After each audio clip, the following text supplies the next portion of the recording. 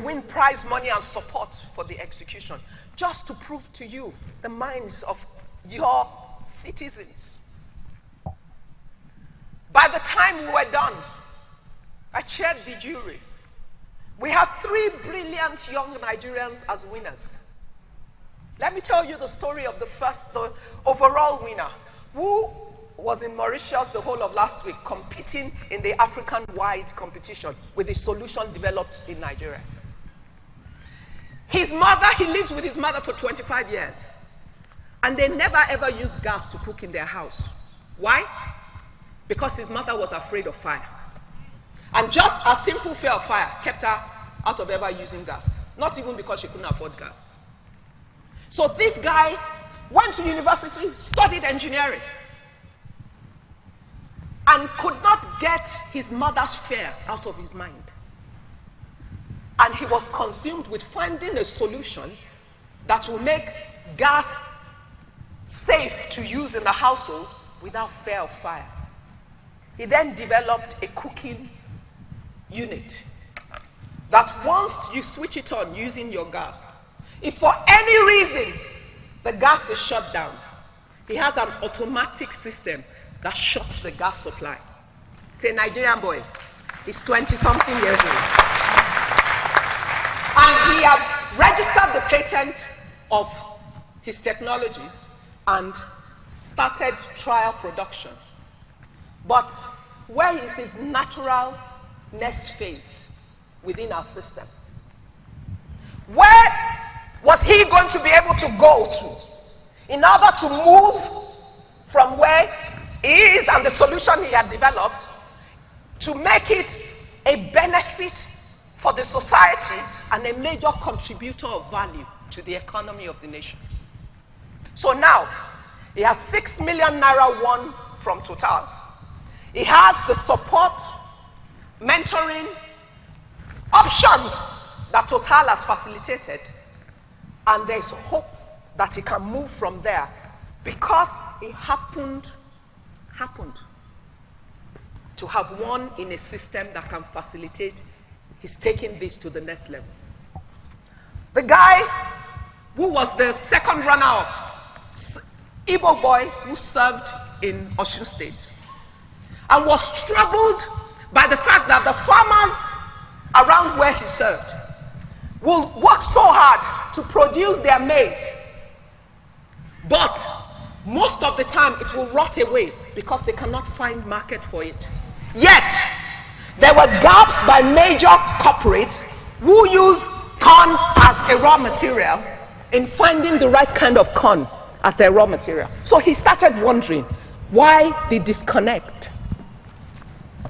Ultimately, he developed a mobile-based solution that will allow the farmer to know what the buyer wants and what the inputs that are required for the maize to grow in a form that the buyer will need it, and can record and monitor his farm and his inputs in a way that the buyer can see that he's getting exactly what he wants, and that facilitates a market connection. He's a young Nigerian boy.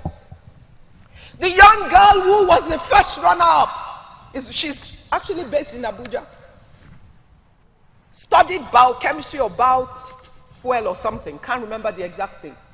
But what's the solution she's working on?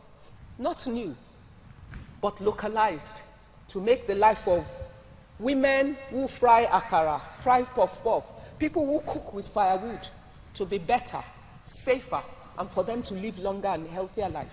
By using all your food waste, your garbage, your dustbin, and turning it into biofuel, biogas, which is packed in some big bags that is sold at only 600 naira, so it's affordable to the people she wants to sell it to. And the waste that comes out of that process can be sold to farmers as very cheap fertilizer for their farm. They're young Nigerians. I saw many of them through the process, and I meet them every day. And I see what a structured, holistic system will do to unleash an army of young Nigerians that they have minds, they have concerns, they have ideas, they see the issues. An Oyibo man cannot solve our problem because he doesn't live our lives.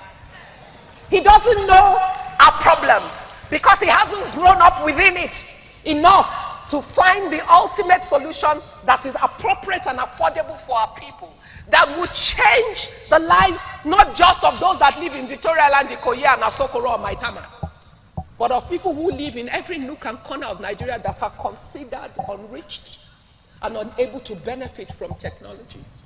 We are the ones that can do this. And because the system is not set to facilitate this, therein lies our biggest challenge. We need, as a country, first, education needs to be reworked. That's one. Two, we need to create a pipeline from our educational system that allows different people to be diverted into different areas to build the skilled manpower that will be required to support industrialization at different levels that we need. We need to understand that Nigerians might seem like they're behind in technology, but we're miles ahead, and they're young Nigerians that are thinking. Ask Mitchell. When they started InterSwitch, it looked like what? But at the end of the day, a multinational came from outside to buy into InterSwitch in Nigeria, started by young Nigerians. How old were they when they started? And there are many young, smart Nigerians who are working the technology space. The great thing about technology and entrepreneurship is when you find entrepreneurial technology people, you can change a nation overnight, because one right solution applied in the right space can result in such unimaginable return to the nation. I mean, you all go, if you travel abroad, you hear Uber, you ride Uber and all of that. Uber came to Nigeria, they would have failed, except for some young Nigerian minds. The young men who started Jobberman were the ones who made Uber possible in Nigeria. And they did it providing job solution with it. How? Normally, in every other country, the model of Uber requires that the guys who will drive must have the right kind of car and be able to manage the right kind of technology.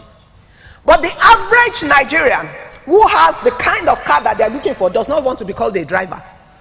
You ought to be a Nigerian to understand how we think. So he's not going to do it.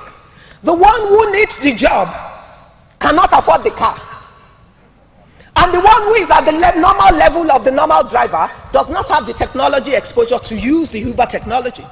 So therein lies disconnect.